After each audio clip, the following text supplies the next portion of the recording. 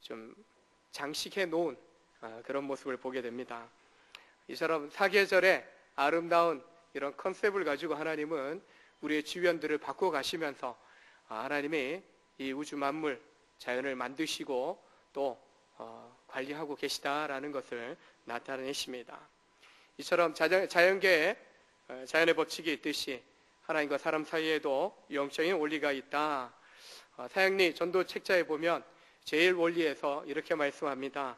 하나님은 당신을 사랑하시며 당신을 위한 놀라운 계획을 갖고 계십니다 라고 제일 원리 이 전도지에 나와 있는데요, 우리 옆에 분에게 그렇게 한번 축복해 보겠습니다. 따라서 합니다. 옆 사람 눈을 쳐다보며 하나님은 당신을 사랑하십니다. 하나님은 당신을 사랑하십니다. 하나님은 당신을 위한 놀라운 계획을 갖고 계십니다. 하나님은 당신을 위한 놀라운 계획을 갖고 계십니다. 믿으십니까? 하나님이 우리를 창조하시고 우리를 사랑하시고 또한 우리를 불러 구원하시는데 놀라운 목적을 갖고 계신 것입니다. 우리를 부르신 하나님은 전능하시다. 우리가 사도신경으로 신조를 고백할 때 전능하사 천지를 만드신 하나님 아버지를 내가 믿사오며, 창세기 17장 1장에서도 하나님은 아브라함에게 자신을 나타내실 때 나는 전능한 하나님이라. 여러분과 제가 믿는 하나님은 전능하신 줄 믿으시길 바랍니다. 이 전능하다라는 말은 모든 것이 가능하다는 거예요. 무엇이나 가능하다라는 그런 의미가 있는 거죠. 하나님은 소망 없는 자에게 소망을 주십니다. 어떻게 저런 사람이 구원받을 수 있을까? 우리는 판단하고 정죄하지만 하나님은 누구라도 다 구원하실 수 있습니다. 내 눈에 보기에 합당치 않더라도 하나님은 구원하실 수 있습니다. 우리가 약하고 부족하고 또한 죄 많고 아무리 실수 많았다 할지라도 하나님께서는 하나님 앞에 돌아와 회개하고 예수 믿음으로 제3의 세례를 받고 온전히 주를 믿는 믿음의 삶을 살아가는 우리를 제사해 주시고 온전한 변화된 인생으로 새 사람 되도록 바꿔주시는 줄로 믿으시길 바랍니다. 이처럼 주님은 우리의 인생 가운데 새로운 일을, 새로운 삶을 이루어가기 위해서 우리를 불러주셨고 그 새로운 삶의 그런 변화들을 계속적으로 만들어 가시는 것을 보게 됩니다. 공생애 동안 새로운 복음의 말씀을, 하나님 나라의 말씀을 주시고 새로운 역사들을 이루어 가십니다. 유대 사회가 율법주의적인 유대적인 그런 신앙이 보여주지 못하는 놀라운 역사들을 말씀을 통하여, 그리고 기적의, 회복의, 치유의 놀라운 일들을 이루시면서 바로 예수님을 통한 복음의 역사, 하나님 중심의 기독교를 만들어 가시는 것을 보게 됩니다. 변화를 한다, 변화를 가져온다라고 할 때 걸림돌이 될 만한 그런 위기를 좀 뛰어넘어야 됩니다. 예수님 행하고자 하는 새로운 변화에 유대사회가 긴장합니다. 바리새인이나 서기관처럼 종교 지도자들은 자신들이 생각하는 율법주의적인 그런 틀 속에서 받아들이지 못합니다. 처음에는 호기심으로 쫓아다니다가 어느 순간 반대하고 또한 죽이고자 하는 그런 계략도 꾸미는 것을 보게 됩니다. 여전한 그런 반대에 부딪히지만 이미 5장에서 세포도전 세부대에 담아야 내야 된다라는 것을 통해서, 비유를 통해서 유대교가 율법주의인 신앙으로 주님을 받아들일 수 없는, 변화를 이끌 수 없는 것처럼 예수님을 통해서 새로운 변화에 새로운 도전들을 주고 계시고 그 역사들을 계속적으로 이끌어 가실 것을 보여주고 있는 것입니다. 오늘 안식일에 있었던 두 번의 그 사건을 통해서 충분히 그런 변화를 이끌어 가시는 주님을 우리가 만날 수 있습니다. 우리의 삶 속에서도 마찬가지입니다. 예수 믿음으로 변화의 현장 속에, 변화의 삶 속에 우리를 인도해 주고 계신 주님이 그 변화의 인생 속에서 어떤 놀라운 일들을 이루어가기를 원하시는지, 그 부르심의 목적들을 우리가 찾고 그 부르심에 합당하게 만들어가는, 세워가는, 또 순종해가는 그런 우리 믿음의 성도들 다 되시길 주의 이름으로 축원합니다. 부르심의 그 첫 번째 목적은 영혼의 구원을 위해서 불러주셨다라는 것입니다. 첫 번째 이야기는 유대 사회가 율법주의적인 그런 틀 속에 있지만 그냥 완고하지는 않았던 것을 보게 됩니다. 특별히 가난하고 굶주린 나그네와 사람들에 대해서 배려하는 그런 삶의 모습이 있었던 것을 보게 됩니다.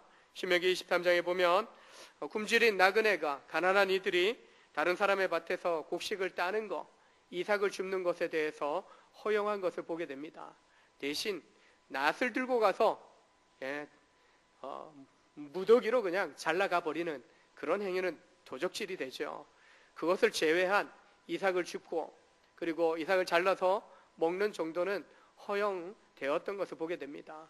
율법을 어기는 것이 아니라 위법한 행위가 아니었다라는 것입니다. 오늘 본문에 주일에 밀밭 사이를 지나다가 제자들이 그 이삭을 잘라내어서 손으로 비벼서 먹는 그런 일이 벌어지게 되어집니다. 그 일로 인해서 바리새인들이 서기관들이 예수를 향해서 도전하는, 비난하는 말을 하고 있습니다. 마태복음에서는 이 제자들의 행동이 시장하여 배고파서 주님을 따르는 제자들이 늘 좀 배고파 있었던 것을 보게 됩니다.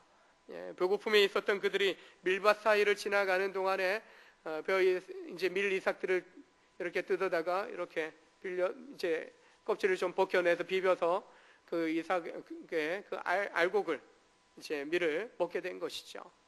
아마 좀 씹어보신 분들은 아시지만 쫀득쫀득한 맛이 어렸을 때 한번 씹어봤던 기억으로는 그런 맛이 있었던 것을 기억합니다. 배고픈 제자들이 이렇게 이삭을 잘라 비벼서 먹는 그 행위에 대해서 그날이 바로 안식일이에요. 평일 같으면 문제가 되지 않은데 안식일에 그런 행위를 한 것에 대해서 지금 바리새인과 서기관들이 비난을 하고 있는 것입니다. 안식일에 하지 못할 행동을 했다. 안식일에 일을 했다. 여러분, 지나가다가 이삭을 잘라내고 이것을 비벼 먹은 거예요. 잘라 먹는 것까지는 허용이 좀 되는데 안식일에 이 비비는 것, 요게 타작하는 행동과 마찬가지로 일을 했다는 거예요. 이 비비는 게 타작하는 행위라는 거예요. 그래서 이 이삭을 잘라 먹은 이 행위, 일했지 않냐? 안식일은 누가 일을 하라고 했냐? 일을 하지 말라고 했는데 BC 200년 전, 주님 오시기 200년 전에 대회당 운동, 이스라엘 백성들이 회당 큰 운동을 일으켜서 이 율법의 조항들을요 세부적으로 여러 가지 규정들을 만듭니다. 이 안식일에 대한 규정이 이 율법에는, 성경에는 주일에는, 안식일에는 아무도 그 누구도 일하지 말라, 집에 있는 종들조차 일하지 못하게 하라, 이 한 조항이 있는데 그때 그들이 율법 운동을 하면서 율법의 충성을 맹세하는 운동을 하면서 주일, 즉 안식일을 지키는, 안식일, 주일하고 좀 다르죠. 안식일을 지키는 그 규정을 39가지나 만들었다. 그 중에 한 가지가 뭐냐 하면은 잘라 먹을 수 있지만 자른 행위까지 잘라갈 수는 있지만은 그걸 만약에 타작한다면 다 포함되는 거죠. 안식일에 만약에 곡식을 잘라 비빈다, 이것도 일하는 거다, 타작 행위다라고 해서 안식일을 범하는 규정에 넣어버렸다는 것입니다. 바로 그들이 가지고 있는 이 규정의 기준으로 본다면은 예수님의 제자들이 일을 한 겁니다. 안식일에 하지 못할 행동, 안식일을 범했다라고 지적을 하고 있는 것입니다. 원칙과 그리고 형식을 고집하는 바리새인들이 볼 때 제자들이 잘못했으니까 그 제자를 가르친 스승을 향하여서 비난하는 거죠. 안 그래도 예수님에 대해서 꼬투리 잡고 있었던 뭔가 도전하고 싶었던 그들이 이때다 싶어서 제자들의 행위를 빌미로 해서 예수님께 당신의 제자들이 어찌 안식일을 범하는 겁니까? 라고 도전적인 그런 말을 하고 있는 것입니다. 이런 비난을 들었던 예수님이 그들이 율법의 틀, 그들이 만들어 온 그 규정에 사로잡혀서 율법의 정말 율법이 의미하는, 율법을 주신 하나님의 그 정신, 의미가 무엇인지 그들이 알지 못하는 것에 대해서 깨닫게 해주시려고 한 가지 예를 듭니다. 사무엘상 21장에 나오는 다윗과 그 일행이 배가 고파서 사울 왕에 쫓겨서 도망하다가 굶주려서 도저히 참을 수 없어서 제사장에게 찾아가서 제사장들만이 먹도록 허용된 진설병 12덩이 떡입니다. 일주일간 진열되어 있다가 그 이후에 제사장들만이 먹게 돼 있어요. 만약에 이 진설병을 다른 사람이 먹게 되어진다면 그것은 신성한 것을 더럽힌 죄가 된다는 거예요. 율법을 어기는 것이 되는 거죠. 근데 이 말씀을 하시면서 다윗과 그 일행이 그 굶주려 있었던 그들이 진설병을 요구하게 되고, 제사장이 지난 한 주간 동안 부정한 일을 하지 않았다면 내어줄 수 있다. 부정한 일을 행하지 않았습니다. 내어주어서 다윗과 그 일행이 먹었던 일을 이야기하십니다. 율법의 기준으로 보면 어긴 것이 되죠.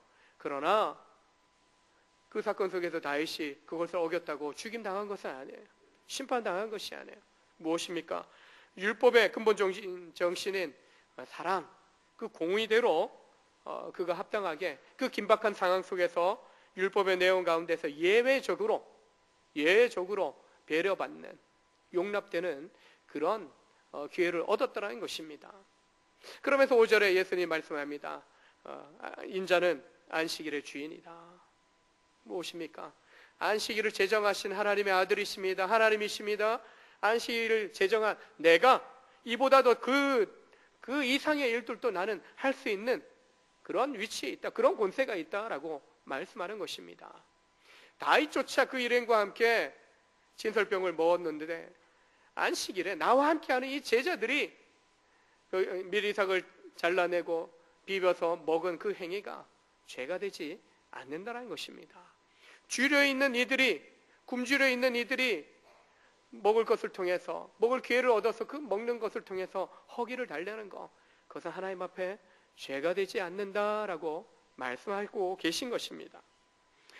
제자들이 안식일에 이삭을 잘라 비벼 먹은 행위가 정당화될 수 있는 것은 바로 인자이신 주님이 바로 그렇게 가르치셨기 때문에, 율법을 알고 있었던 제자들입니다. 그러나 주님 안에서 가르침을 받으면서 이것이 죄가 되는 것이 아니라, 주님의 복음을 듣고 주님의 이야기를 들으면서 이 주일이, 안식일이 정말 하나님 앞에서나 또 자신들에게서 유익한 날이 되어야 함을 그들은 가르침을 받은 것입니다. 스승이신 주님의 가르침 안에서 그들은 복음 안에서 자유함을 누리고 있었던 것이죠. 진리이신 주님이십니다. 요한복음 8장 32절에 진리를 알지니 진리가 너희를 자유케 하리라. 주님을 만나고 주님을 믿는 믿음의 삶을 살아가면서 우리는 이런 복음 안에서의, 주님 안에서의 자유함을 누릴 수 있어야 됩니다. 예수님께서 이 땅에 오신 것이 죄로부터 해방된 참된 자유를 우리 가운데 주시기 위해서 오셨음을 말씀합니다. 즉 우리를 부르신 주님 또한 영혼의 구원을 주시고 바로 그 구원 안에서 진정한 자유함을 누리도록 주셨다는 거예요. 믿음 생활을 하는데 여러분, 예수 믿기 전에 제사를 지내고 또 다른 어떤 우상 숭배를 한다라고 할 때 그들만의 어떤 규칙들이 있어요. 근데 예수 믿으면서 우리가 예배 형식안에 또한 참여하기도 합니다. 그럼 어떤 틀 속에 들어가야만 우리가 구원받고 어떤 규정을 지켜야만 구원받는 것은 아니라는 거예요. 누구든지 주님 앞에 나오면 받아들여질 수 있고 용서받을 수 있고 구원받을 수 있다는 것입니다. 그러나 율법주의자들은요, 자신들이 정해놓은 세부 항목의 그런 규정들을 다 지킬 때 하나님의 복을, 하나님의 구원을 받을 수 있는 것처럼 그렇게 가르쳤고 그렇게 주장했고 그렇게 살고자 노력하면서 백성들로 하여금 하나님 앞에 자연스럽게 당당하게 나아갈 수 있는 길을 막았다. 즉 천국에 들어갈 수 있는 문을 막아서서 사람들로 하여금 천국에 들어가지 못하도록 주님을 만나는 것을 막고 서 있는 그런 모습에 대해서 지적하고 또한 책망하신 것을 보게 됩니다. 안식일은 또 우리가 섬기는 지금의 주일은 하나님의 영광을 위해서 있는 것이고 아울러 사람의 유익을 잇는 것이다 라고 말씀하십니다. 유대인들은 이 제도의 근본적인 목적을 깨닫지 못하기 때문에 하나하나 자신들이 행해야 될, 그리고 그 행위로 구원 얻을 줄로 알고 행할 규정들을 하나하나 정해놓았던 겁니다. 그리고 그것만 하면은 그 마음의 동기가 어떠하든지 하나님을 사랑하고 하나님을 경외함이 있는지 그것 떠나서 그냥 그 행위를 한 것 자체가 자신들로 하여금 그 공로로 구원받는 걸로 잘못 알고 있었다는 것입니다. 그런 형식이, 규정이 중요한 것이 아니라 필요하지만 그것이 구원하고 그런 공로가 하나님 앞에 받아들여지는 것이 아니라는 것입니다.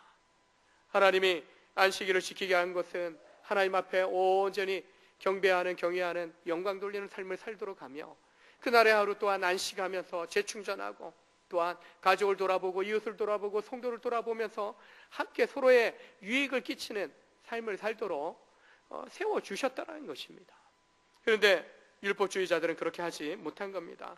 제7일에는 아무 일도 하지 말라, 단지 그 하나 가지고 금지 조항들만 39가지를 만들어 놓고, 하지마, 하지마, 하지마, 너 그거 했으니까 너 죄 지은 거야, 회개해.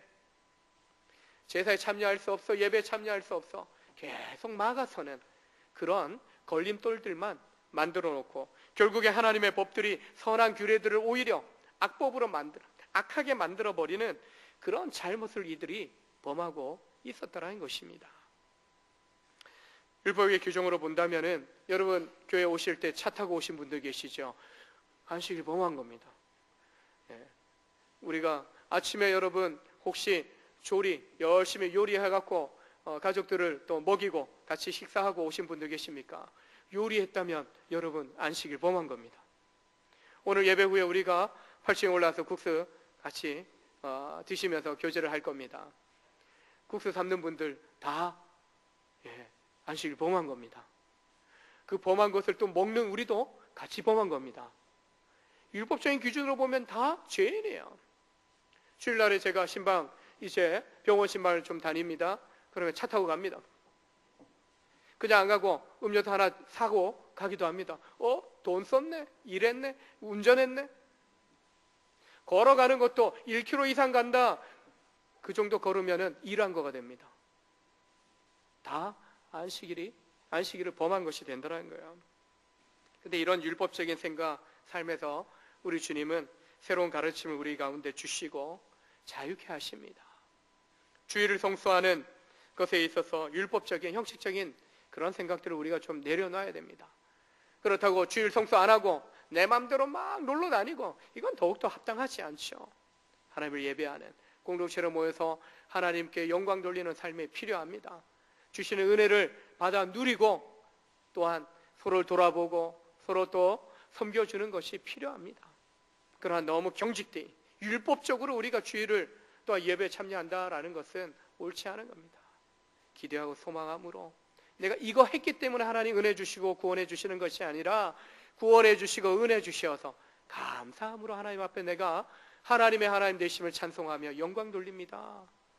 그렇게 자원하는 마음으로 예배하고 봉사하며 연약한 성도들을 돌아보는 것이 우리 믿음으로 행하는 예배가 되고 또 봉사가 되고 섬김이 되어야 한다는 것입니다.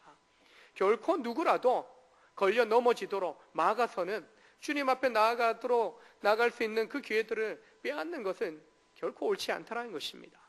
그런데 이 율법주의자들은 오히려 그런 일들을 막아서고 걸려 넘어지게 하는 그런 악을 행하고 있었기 때문에 주님이 그들의 모습에 대해서 실제로 그들이 알고 있는 말씀을 가지고 그들의 비난에 대해서 잠재우시는 그런 모습을 오늘 본문에서 보게 되는 것입니다.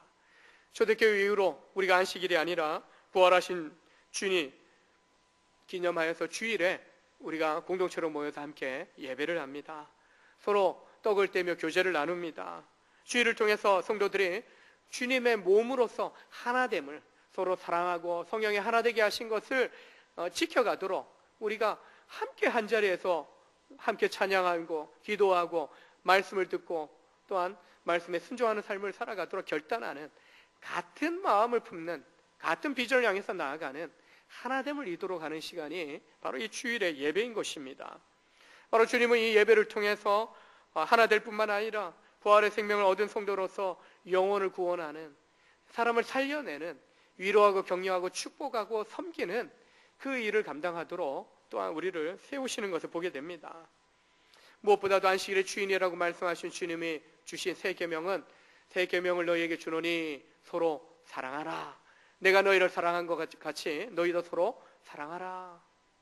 사랑하는 것이, 그 어떤 규칙보다도 사랑을 통해서 주님을 드러내는, 주님을 나타내는, 보여주는 삶을 살아가는 것이 우리의 본분이다, 우리를 부르신 목적이다 라고 말씀하는 것입니다. 한 주간 살면서 여러분 얼마나 축복하셨고 얼마나 또 축복의 말을 들어보셨습니까? 한 번도 축복의 말, 사랑의 고백 못 들어보신 분들도 있을 거예요.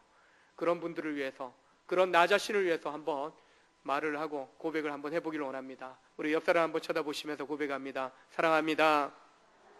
축복합니다. 손을 좀 잡아줄 수 있으면 손을 잡아주시면서 힘을 내세요. 용기를 가지세요. 평안하세요. 주님 안에서 자유하세요. 인생길 살아가다 보면 너무나 지쳐 쓰러지고 매어 살아가고 주저앉을 때가 있습니다. 근데 누군가가 힘내세요. 힘내세요. 내가 기도하고 있습니다. 힘내세요. 사랑합니다. 축복합니다. 아무도 그런 말도 해주지 않는 그런 삶 속에서 누군가가 사랑한다라고, 내가 당신을 주의 이름으로 축복한다라고 하는 그 고백을 들을 때 우리에게 소망이 생겨나요. 내가 살아있음을, 내가 살아갈 이유가 있음을 깨닫게 되는 거죠. 우리를 부르신 목적은요, 영혼의 구원, 예수 믿음으로 우리가 구원받았습니다. 나만 구원받고 나만 누리는 것이 아니에요.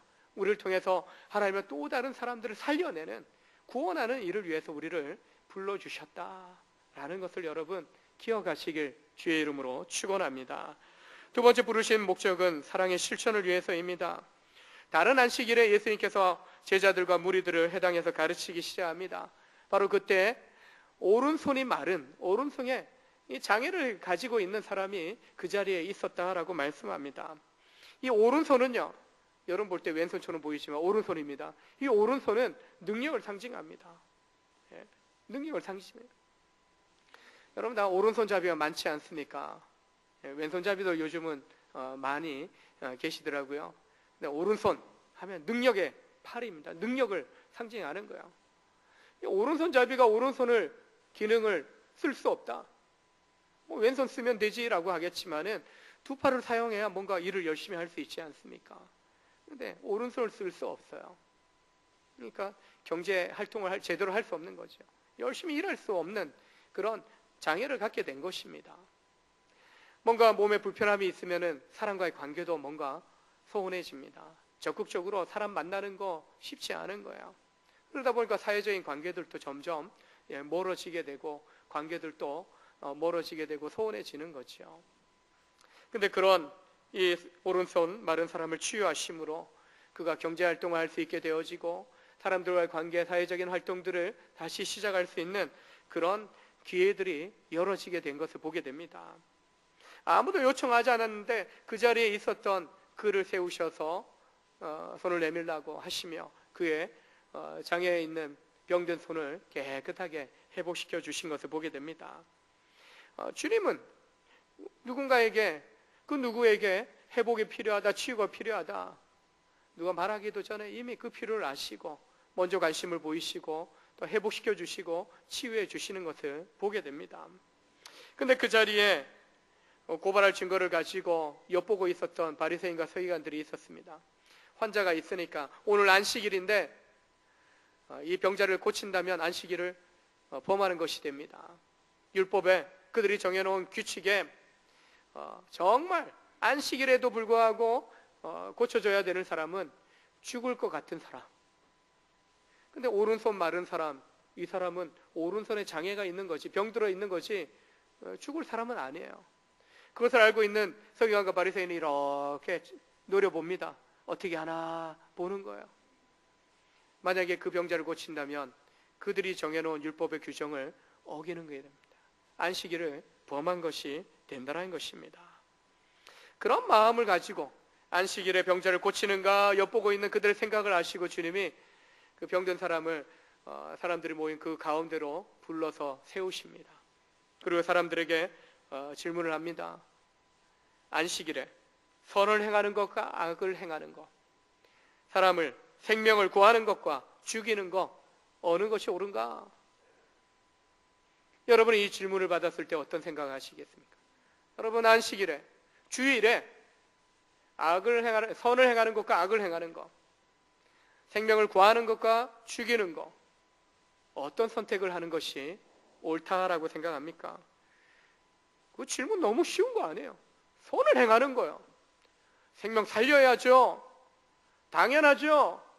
근데 유대인들에게는요, 당연한 게 아니에요.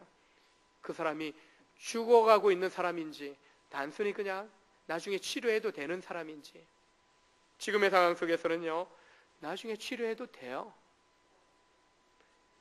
이 율법주의 골수분자들의 입장에서는요, 나중에 하면 되지. 왜 오늘 안식일에 사람을 치료하며 일을 하느냐라고 그런 시선으로 지금 주님이 어떻게 하는지 보고 있는 겁니다. 이 질문을 통해서 주님은 이러한 유대인들의 율법적인 전통 속에 사로잡혀 있는 그들에게 도전적인 그런 일을 행하시는 것을 보게 됩니다. 주님은 이런 질문을 통해서 이렇게 말씀하고 계신 거예요. 지금 치료할 수 있음에도 불구하고 치료하지 않는 것은 악을 행하는 것이다.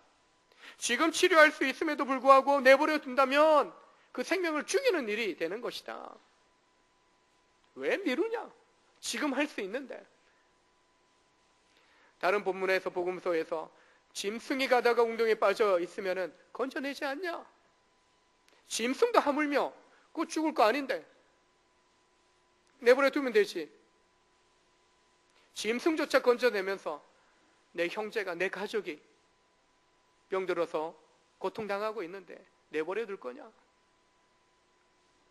율법주의자들은요, 우리는 당연하다 여기는 그 선한 일, 그리고 생명을 구원하는 일, 그 일에 대해서요, 그들이 정해놓은 규정, 율법적인 규정에는 그렇지 않아요. 우리의 선조들이 이렇게 전통을 세워놨어요. 절대 일하면 안 됩니다. 나중에 고치면 되죠. 급하지 않죠. 그의 논리에서는 그게 합당해 보이기도 합니다. 그러나 주님 그렇지 않습니다. 주님의 날에 내 형제가, 내 가족이 고통당하는 거 보고 싶지 않은 거예요. 진정한 안식일 준수는요, 사람을 살리고 사람을 사랑하는 것으로 이루어짐을 보여주시는 겁니다. 일어선 사람을 향해서 내 손을 내밀라, 그대로 내미니까 그 손이 회복되어집니다. 이 율법주의자들의 논리로 한다면 지금 율법을 어기는 거예요. 율법의 규정을 어기는 거예요. 지금 예수님이 죽을 병도 아닌데 고치시거든요. 그렇다면 내 손을 내밀라, 회복돼서는 안 되죠. 왜요? 율법 어겼잖아요. 죄 지은 거잖아요. 죄 짓는 행위에 대해서 하나님은 응답하셨어요. 반대로 죄가 아닌 거죠. 하나님 싫어하시는 것이 아니라, 하나님 막으시는 것이 아니라 진정 하나님이 원하시는, 하나님을 영화롭게 하는 일이고 사람에게 유익을 주는 일이라는 거예요. 안식일에 주님을 예배하는 날에, 그날은 정말 주님이 기뻐하시는 일을 해야 되고 사람에게 유익되는 일을 해야 한다는 것입니다. 아마도 이 회복의 사건을 바라보면서 율법 규정에, 안식일 규정에 사로잡혀 있었던 이들은 이 놀라운 치유의 기적을 보면서 놀랐을 겁니다. 할 말을 잃어버렸을 것입니다. 단지 종교적인 형식을 지키는 것으로 제한했던 그들은 예수님의 이 치유의 기적에 11절에서는 이를 갈죠. 분노하죠. 왜요? 뭐라 할 말은 없어요. 어기긴 어겼는데 놀라운 기적의 역사가 나타났거든요. 하나님만이 해주실 수 있는 기적이 나타난 거예요. 근데 여전히 그들은 그것을 깨닫지 못해요. 율법 어겼네, 규정을 어겼네.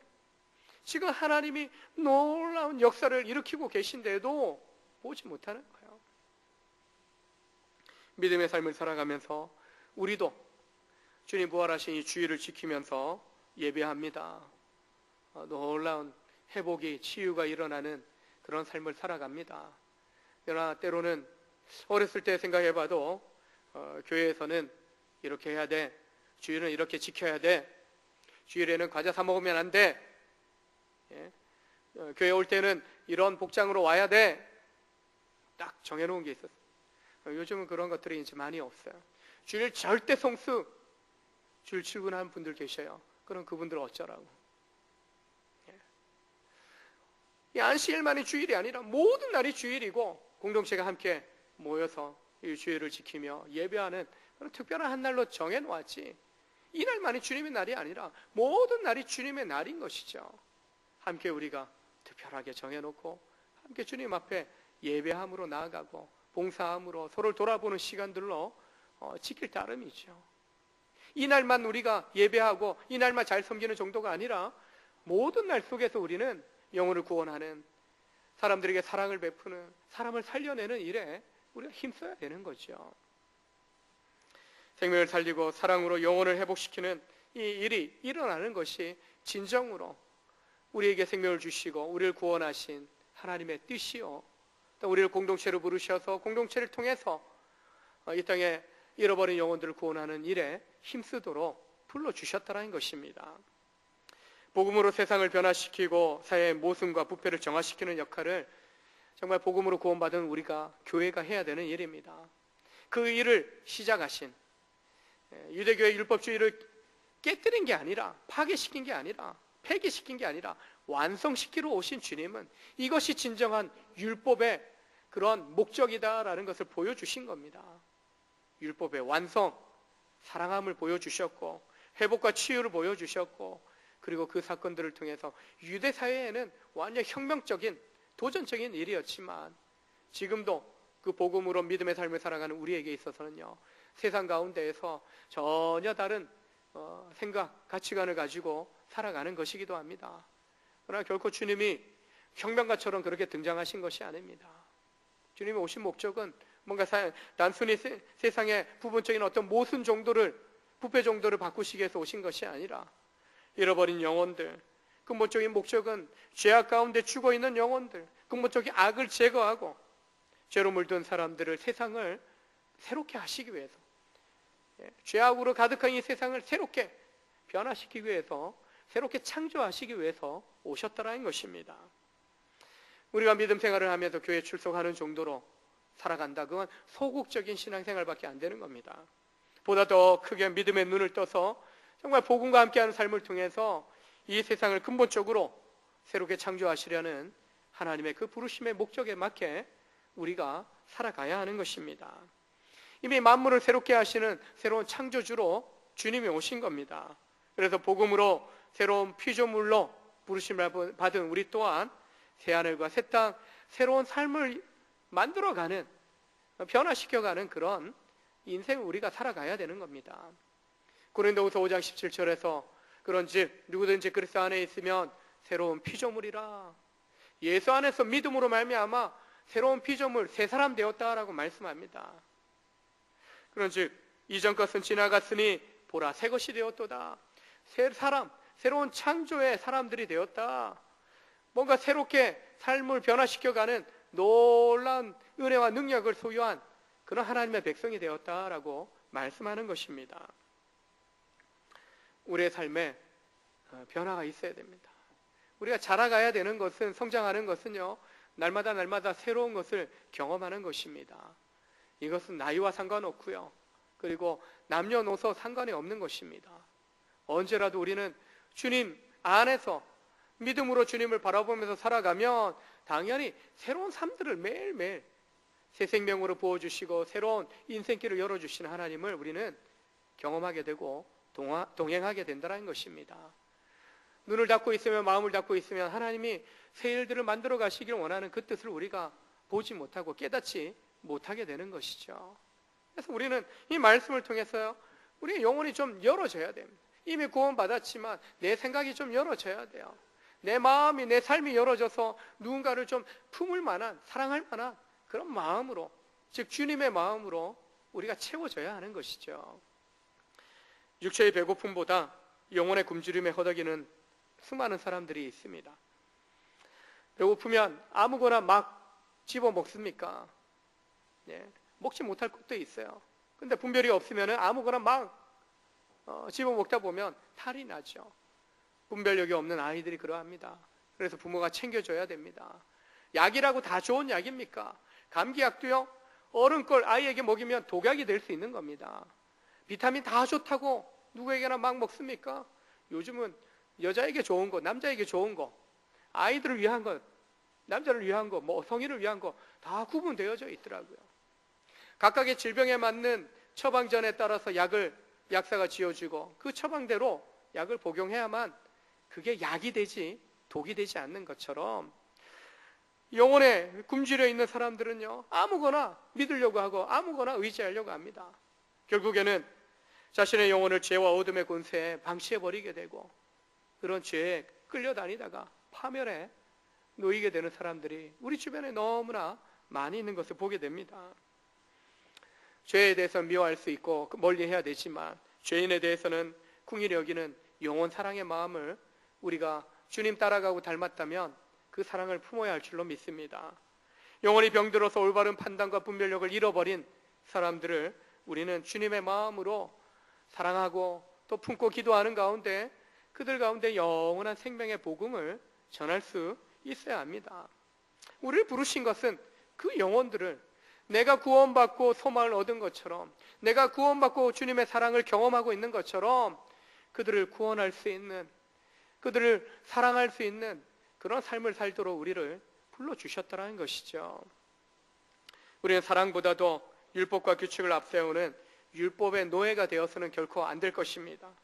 결코 누구든지 아무나 다 주님 앞에 나올 수 있는데 율법주의자들처럼 어떤 틀에 박힌 어떤 규정을 통과해야만, 어떤 행위를 해야만 구원을 받을 수 있다라는 잘못된 그런 생각을 가지고, 잘못된 사상을 가지고 사람들을 막아서서는 안 될 것입니다.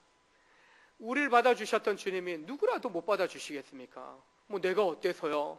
나 같은 사람 어디 있어서요? 근데 주님 눈에는 50보 100보죠. 그놈이 그놈 같은 거죠. 그 사람이 그 사람이에요. 똑같아요. 크고 작은 죄 다 동일한 죄인 거죠. 우리는 결코 사람을 막아설 수 없는 겁니다. 꺼릴 수 없는 겁니다.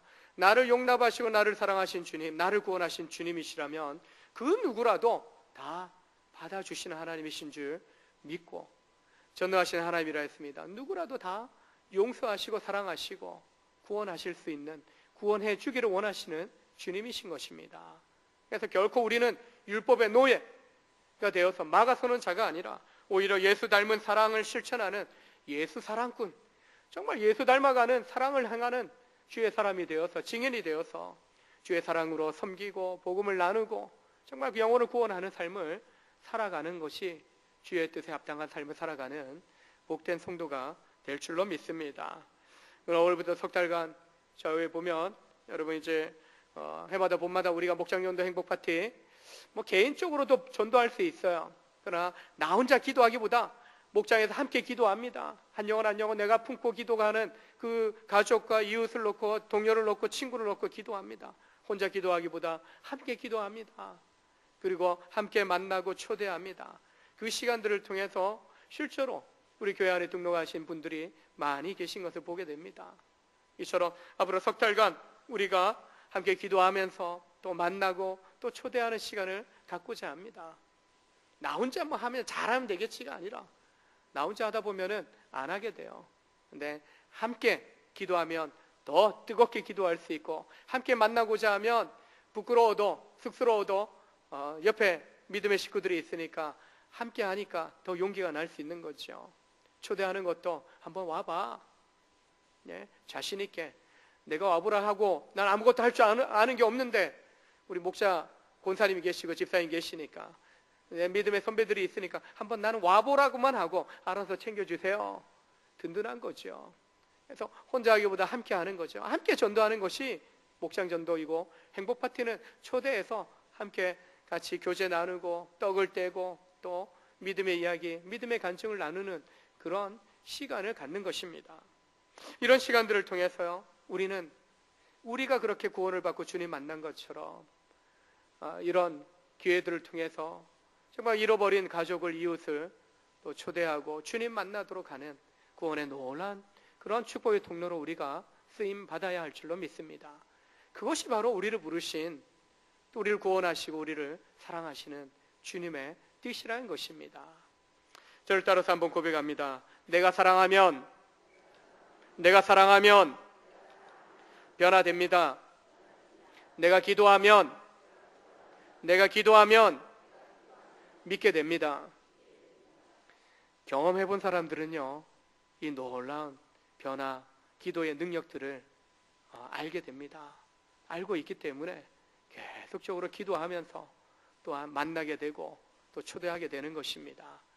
누군가 하겠지 그렇게 생각하지 마시고, 내가 기도하면서, 내가 정말 사랑하면서 섬김으로 정말 나를 통해서 가족을, 이웃을, 또한 주변의 동료들을 정말 주의 사랑 가운데, 주의 축복 가운데, 영원한 생명 가운데 불러주시는 그 살아계신 전능하신 하나님을 경험하는 복된 우리 온정의 성도들 다 되시길 주의 이름으로 축원합니다. 축원합니다.